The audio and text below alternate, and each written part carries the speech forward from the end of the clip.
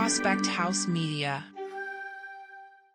And now, prepare yourself for the only weekly podcast you won't want to miss.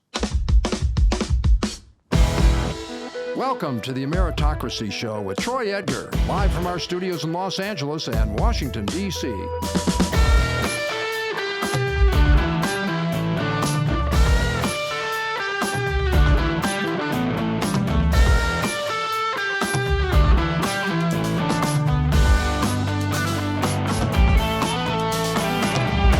Hey everybody, I am Troy Edgar and welcome to the Ameritocracy Show. Thank you for tuning in and checking it out. It is greatly appreciated. This podcast examines the conditions for personal and economic growth and opportunity across America.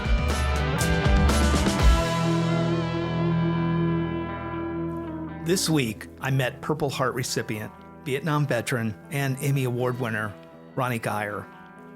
Ronnie came and visited me at my LA studio and brought many historical documents that chronicled his life and the time he spent in service of our country. I gotta tell you, I was really moved. Before the interview, he handed me his Purple Heart and he asked me to hold it in my hands and stop for a moment and reflect on the significance of that honor and all of those that were wounded and killed in serving our great country. Ronnie grew up in Southern California and was there for the opening of Disneyland in July of 1955. He went on to high school alongside comedian Steve Martin and hoped one day to join the Mickey Mouse Club. Well, that all changed when he was drafted into the military, which would take him half a world away. In November 1965, Ronnie ended up serving for the legendary Army Lieutenant Colonel Hal Moore in Vietnam at the Battle of Drang. That battle ended up being chronicled in the 1992 movie We Were Soldiers, starring Mel Gibson. I met Ronnie in 2006 when he was the district representative for our state senator while I was on the city council. Known for his customary yellow jacket with the large 1st Cavalry Division patch placed proudly on the left front, he brought tremendous positive energy wherever he was. Since I was the only veteran member on our council, we formed a very special relationship. As we prepared to record this interview, he pulled out his Emmy Award and we took pictures together for the show notes. Any time I spend with Ronnie is very special. He is a man of faith, and although there's no patch on his jacket for that, as you will see, he proudly wore that on his sleeve. I hope you enjoy. Alrighty, today we're here with Ronnie Guyer, and Ronnie, I just wanted to welcome you. Thank you so much for being here. My honor and pleasure. It really seriously is. Thank you. Thank you. Yeah, Ronnie Guyer and I have been connected since probably about 2006, back in the days when I was a mayor or city council member, and I had an opportunity to work with Ronnie. And even to this day, when state, local elected folks have different activities going on in the cities, the higher level state representatives will ask people to come and represent them in city council situations. And Ronnie represented a lot of different folks, but the one thing that I always remember, Ronnie, working with you is that there's always this feeling, we talked about this a little bit off mic, is that when you end up, you're the mayor of the city and you go through and you're like, you'd love to see the member actually come out and be there, but the members are super busy and they're doing the people's work and everybody respects that. And then usually what ends up happening, the members have a lot of staff members in their office, some of them very junior, and a lot of times they'll send somebody out and the person will just come and, read the proclamation or the accommodation. And it means a lot to the council, it means a lot to the city. But when it was the time when you would come out, anybody that they'll know that after this interview is that you're a person that's very passionate about what you do, very patriotic, and when you come, you lightened up the chambers. Like, we'd have 50, 60, 100 people in there, and all of a sudden it's like, does this guy know I'm supposed to be running this meeting? It's like there was so much excitement because you would not only more than adequately represent the person you were there for, but you were representing to all of the veterans and with your distinguished service that we'll talk about here in a few minutes. So I just think, for me, it's always an honor to have the opportunity, and I really wanted to make sure that I was able to get you on the show and talk about some of the huge things that are happening right now with you. It was a pleasure being wherever you were, and you helped me go deeper even. You were very, very instrumental in sharing your heart, and that transferred to me. Oh, thank you, Ronnie. So, Ronnie, for our listeners, what I wanted to do was maybe have you step back, really to get a perspective. The show at the beginning will go through a little bit of an opening, of which I'll talk a little bit. I'm going to put out there so that people have more of an idea about you. But I'd like them to have it from you specifically. So, if you wouldn't mind, maybe a little bit of your early years up to military, then after the military, just to give people a perspective about you. I was born in California. Right after the attack on Pearl Harbor. My mother was sitting there waiting to give birth to me in June 1942, and she was very anxious about it because she was sitting in, expecting me to be birthed in Oakland, California. And so she was eagerly waiting to see if the U.S. Navy was going to be able to stop the Japanese Navy from coming to Oakland, California. And that's what those people lived through. Wow. And on June 3rd, 4th, 5th, 6th, 7th, when we did stop them, my mother, Evelyn, said, thank you very much, relaxed a little bit, and gave birth to me 3 days later, June 10th. That's the last day of the operation of the Battle of Midway by the U.S. Navy. So I'm a Midway baby. That's awesome. Then from Oakland, you moved down into Orange County. Ended up eventually, yes. In fact, we moved down to Southern California only 4 months after Disneyland opened. Are you kidding me? Wow. Okay. And you had the Mouseketeers on TV, and all of that. And hi there, Mouseketeers. Hi there, Mickey. So it was just wonderful, and I ended up in Garden Grove. Okay. And brand new city of Garden Grove, and we ended up being at Disneyland a lot, but at the same time, we had other things happen too. We had a freshman in my high school whose name was Steve Martin. Yeah. And I was a senior, crowned him king of the freshman class dance, the first dance we had in our high school, Rancho Almeida's High School in Garden Grove.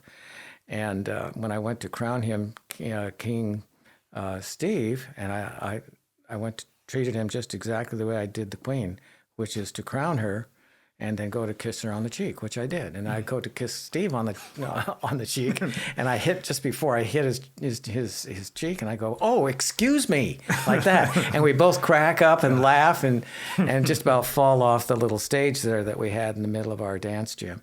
But that's my 15 minutes of fame. Wow. Yeah. Well, I would argue maybe not, but at that point, yes. Yeah, sure. it was. Yeah. I mean, geez. Okay, I'm sorry. Go ahead. Yeah, no. I think that. So after you graduate, from high school, and you're the world's huge opportunities, but a lot of conflict going on. In high school, were you aware that you were eligible for the draft? Was that something that was just inevitable?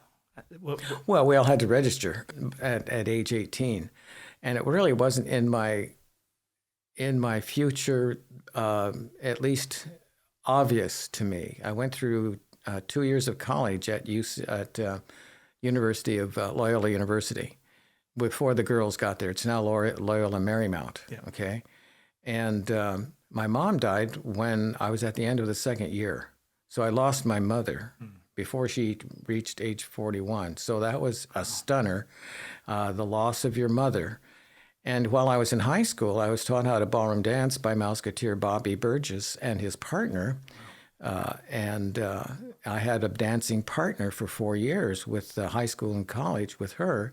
And when I reached 22, I wanted to get married, and she didn't. So I lost my love of my life at the time. And so that's two. And then not very long afterwards, we're talking about JFK on November 22nd, 1963, when he was killed, assassinated in the head. And I had shaken hands with him right out of high school, my high school, in downtown Los Angeles, and escorted him to his Chevrolet convertible that he was going to take down to the Coliseum to give the national speech of acceptance for his being nominated for President of the United States in 1960. Wow. And we had a conversation at the time, too.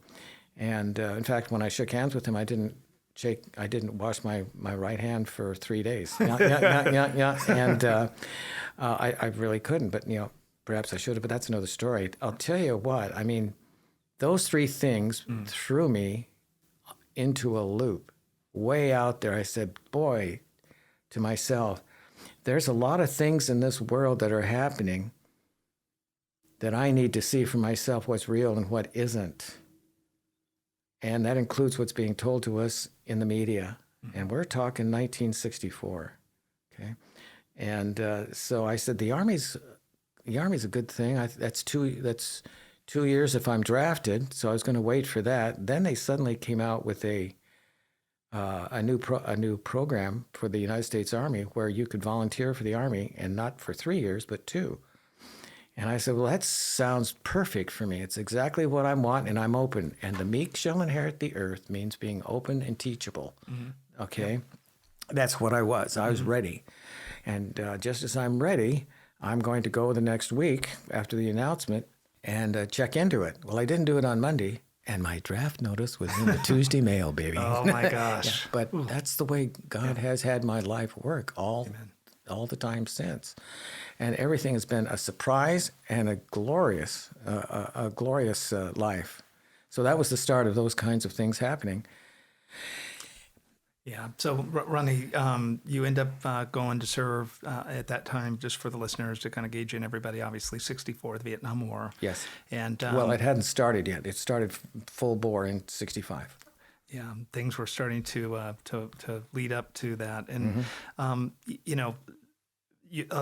part of your background, if we went to like current day, we know that you end up serving with a very famous soldier that was, or officer that was in charge over there. They made a movie about this. You served. Can you talk a little bit specifically with Lieutenant Colonel Hal Moore and the Master Sergeant Basil Plumley and that activity? Because the one other thing that you and I used to always talk about is that the movie We Were Soldiers had came out, and that was something that really kind of was, you worked with him, and this movie, you could have a personal connection with that. So can you talk about that just a little bit? Thank you. My last half of my year was going into a unit that was going to go to Vietnam. And President Johnson, he announced on January 28th of 1965 that he was going to be sending this new experimental helicopter division of 400 helicopters, which had more helicopters than the entire Marine Corps had at the time, and 20,000 men, and in a whole new way of fighting warfare, which you see on your TVs now. But we were the first. We were the experiment. Is this the way to fight this kind of war in Vietnam? Anti-guerrilla warfare or large fighting and large units, and so this was the test. This was the actual test, and so I was sent to that unit the day after Johnson announced it. He's on TV saying we have to do this to stop communism from taking over free South Vietnam. And I'm saying, I'm with you, Johnson, baby. I'm with you. And the next day, my orders came down for that unit. Wow. See, these surprises and stuff. But I was open. That's the way my life has been. And I was ready. And I was happy to see it. I said, I need to see this. Okay, I need to have clarity. I need to have clarity. I need to see this and understand it. So as you served over there, the movie talks a lot about the activity that went on over there, and I think when the movie came out, I'm trying to remember what year that was. 2002, March 1st. Yeah, and and I think it's interesting. I was born in '66, so when as I grew up, that's when I got home. Yeah, well, and that's it was interesting is that like the perception of stuff really was shaped by what you saw on TV and the way the media presented it. So that's right. Unlike today, where social media, people can give at least a different perspective. That's right. You really, the media had a very important shot at the first view of what history was about. And so, there was a point where, after that picture of whatever they created, that would last up to the point that, like you and I talk about, it would be ripe to revisit as America to look at that point in time.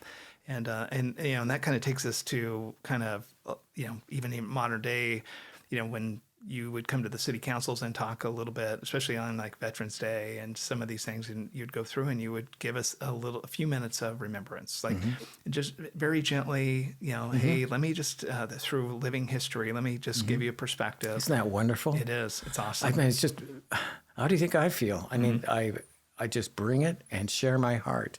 And that had a profound effect on my life. And you opened the gate for me too, because you encouraged me to do that. Instead of just being, I present you in this honorable thing and stuff like that. We're talking about, well, we're really interested in what you have to say.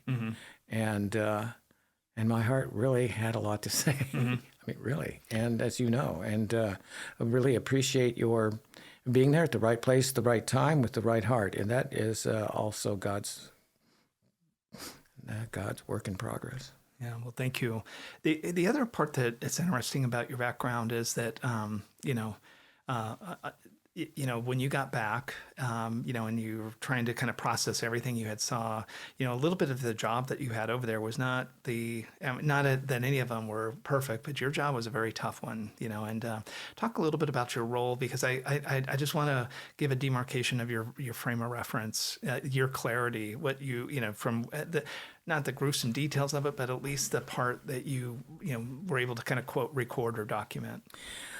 On the ship going over to Vietnam from Fort Benning, which is having a name change, this next week, to Fort Moore for Hal Moore. That was our battalion commander. And halfway over on the ship's trip to Vietnam, which was 30 days, he had the sergeants inform me that he had picked me to be his radio man, driver, orderly. When we arrived, and he had one that was leaving that was going to train me and then go on from there. Now, he was 6 foot, all legs, like a giraffe, and sharp as a tack, very, very clear, we knew that he cared about us. We knew that he was also the best at what he was doing. We also knew that he was the best commander we could possibly have in a whole new way he had helped perfect it in raging air assault tactics with helicopters. And so we knew we were going over for the big business. And we also knew that we would probably, if anyone was going to find the big enemy first, it would be Hal Moore. And he did. And he was ready. And he was ready to go into the middle of it. And we went right into the middle of it. With the other operations that we had and things like that, I was not 6 foot. I was 5'5", weighing 115 pounds, carrying my radio and batteries and a flak jacket to protect my torso, my M16, 300 rounds of ammunition, meals, etc. And that came up to almost half my weight. So I worked very hard for being up with him when he needed me. And I was always with him and stuff like that. Or if I was in a area where there's like a berm in the ground or the side of a big a tree route along the side, if to assist in the movement while he's going ding, ding, ding, ding, I could jump on those things and twirl around.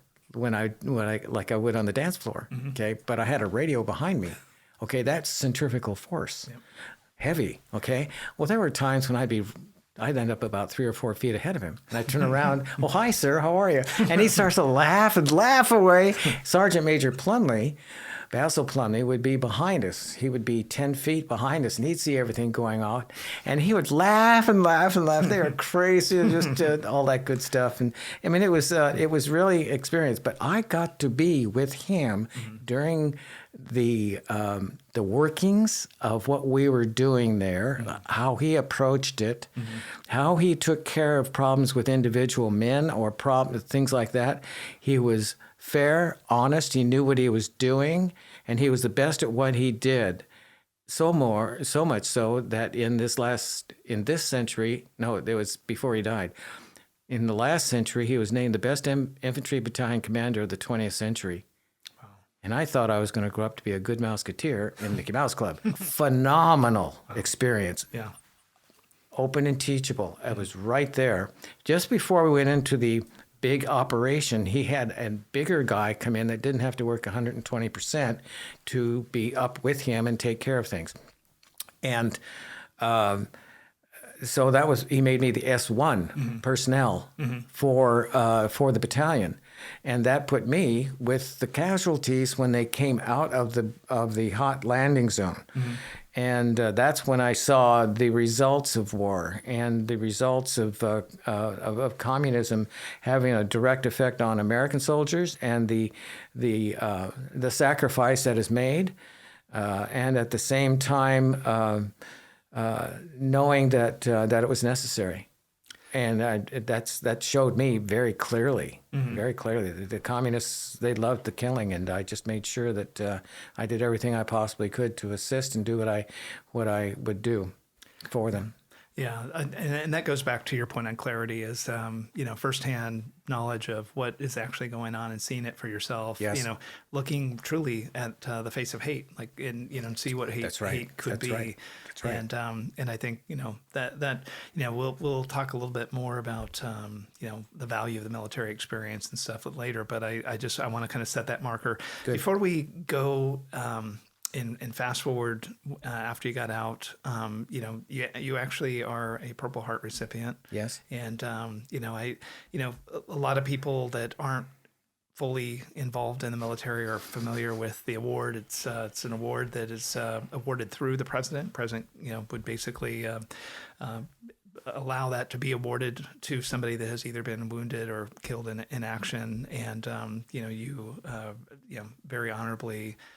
Have been able to get the Purple Heart. You brought that over today. I remember holding it in my hand before we got on mic, and it was like I just felt this total, unbelievable amount of patriotism, sacrifice, dedication to country, and I think too for this show, something we try to get back to the basics is America is such a special place, and it's there's so many different opportunities, but I think there's also tremendous amount of sacrifice that we are basically taking advantage of in a very loving and caring way that I just think the Purple Heart definitely gives the ultimate reconciliation or recommendation of kind of what has happened. What is your view and your perspective of getting the Purple Heart? Well, I think one of the reasons why I was blessed with the opportunity to bring a Purple Heart home was for the very reason that it's not for me to use there, it's for me to use here.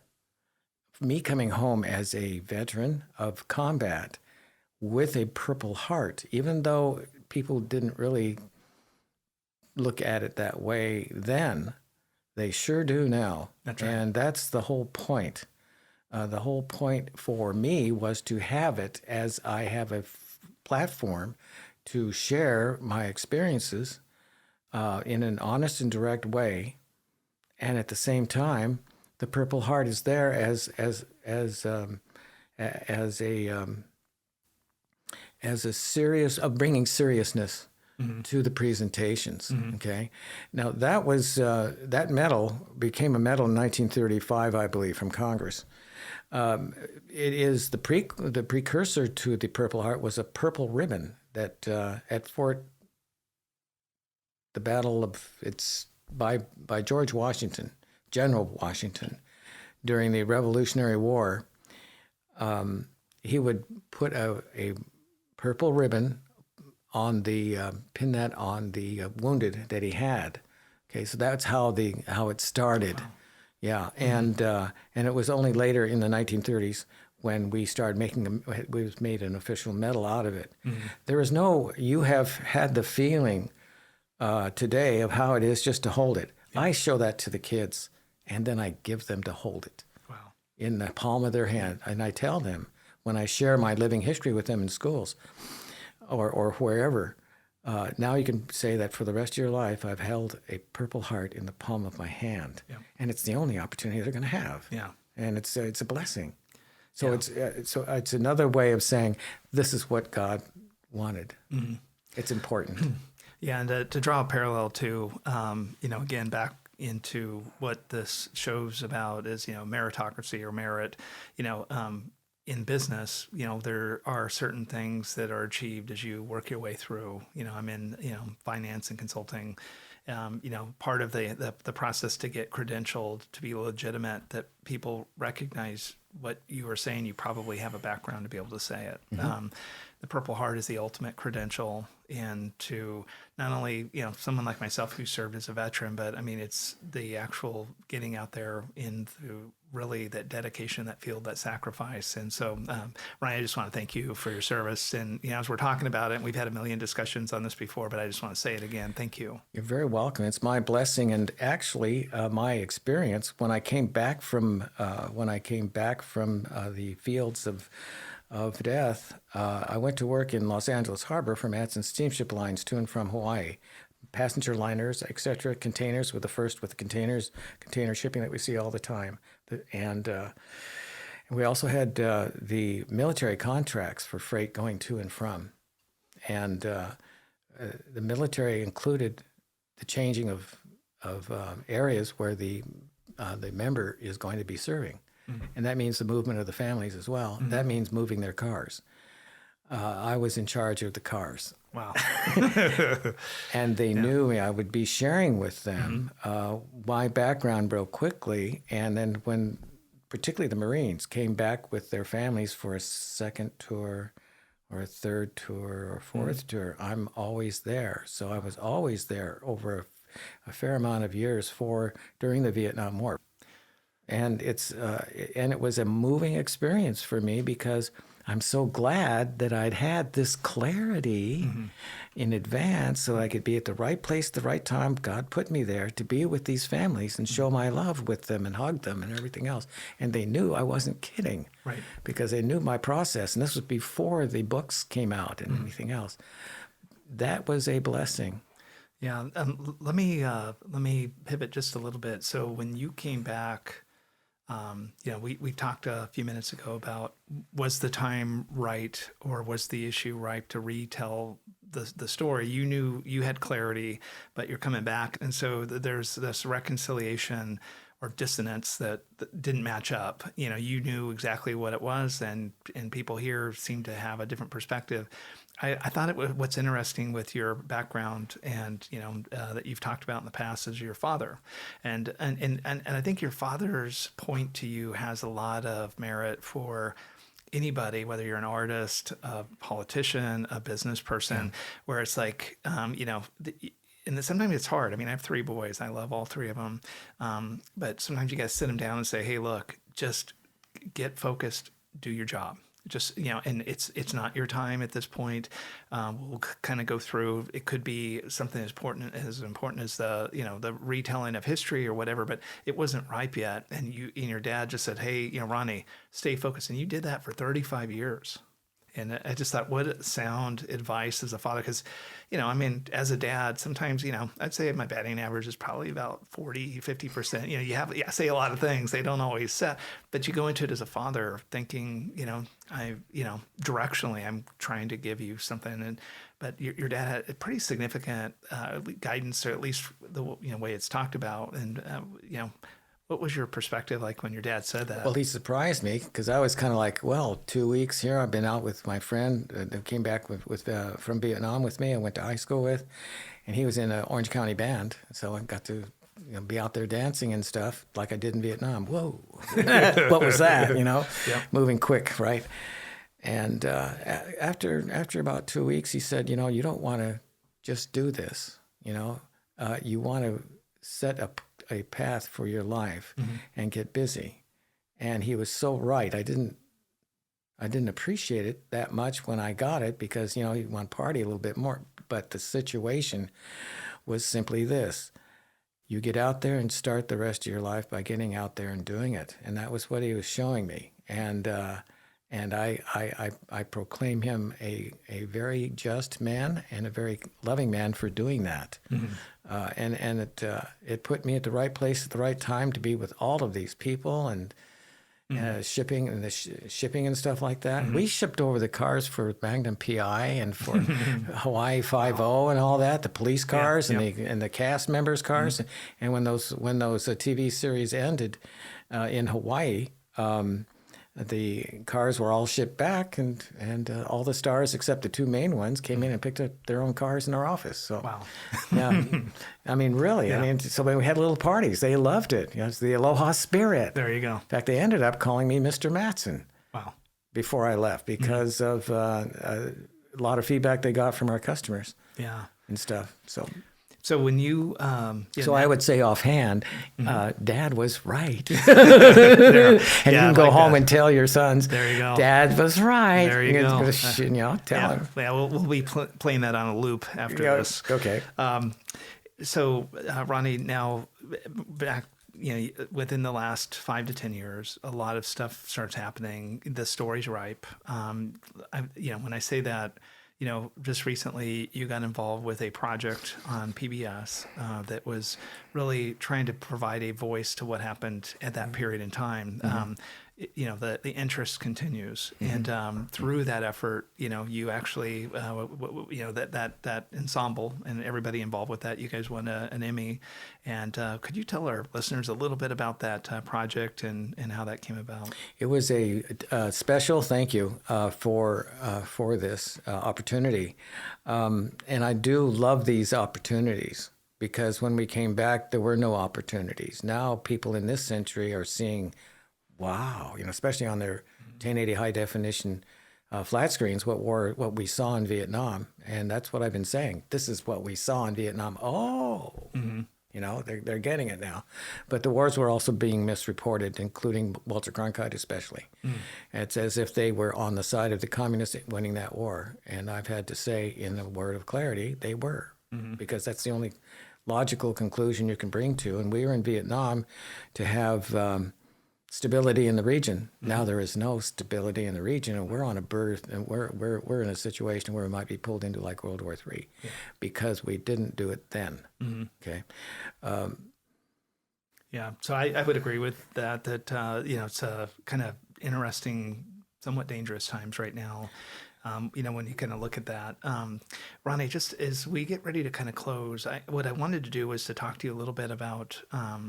What would be something that you would like our listeners to think about or to give advice? Like I said, our base of folks is a lot of different professions. Some of them are veterans, definitely people that could be in the military now.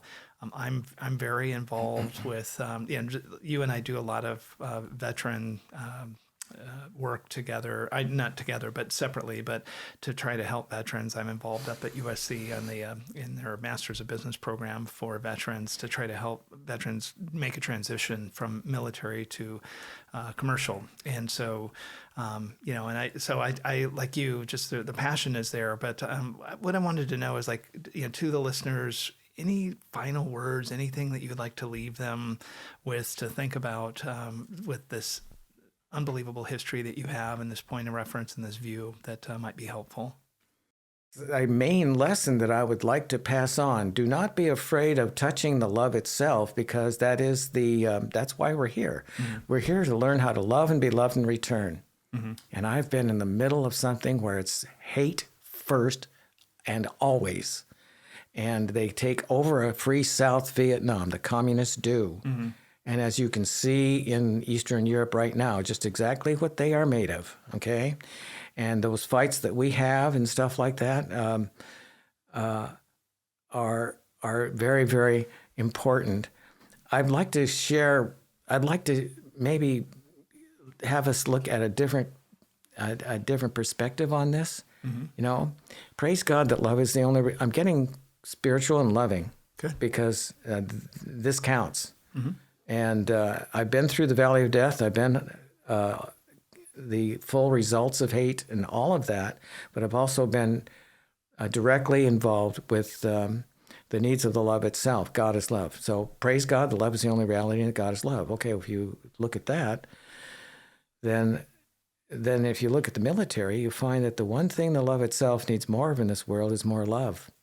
Okay, and that only comes when people are free. I'll tell you, Ronnie, that very powerful. Thank you. And we're just so thankful for everything that you're doing for the veterans. Thank you for your service.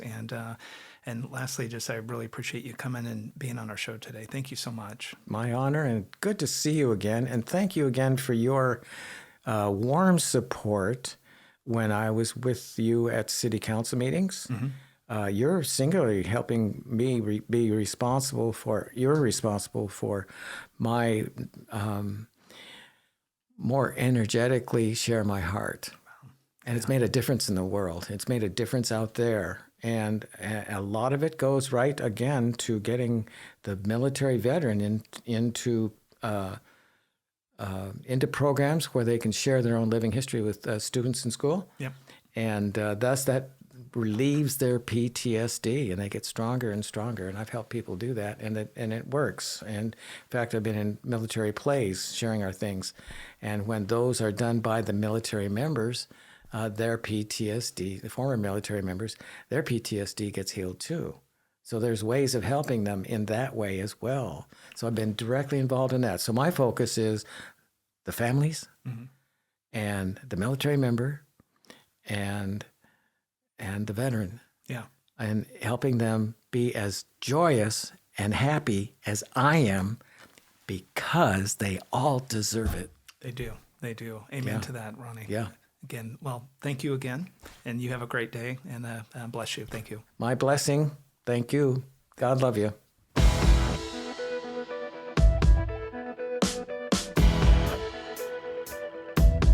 Thanks again for joining me today on the Ameritocracy Show. Be sure to follow me on social media and our website at troyedgar.com, where you can get more information and sign up for my weekly email. I hope you have a great week.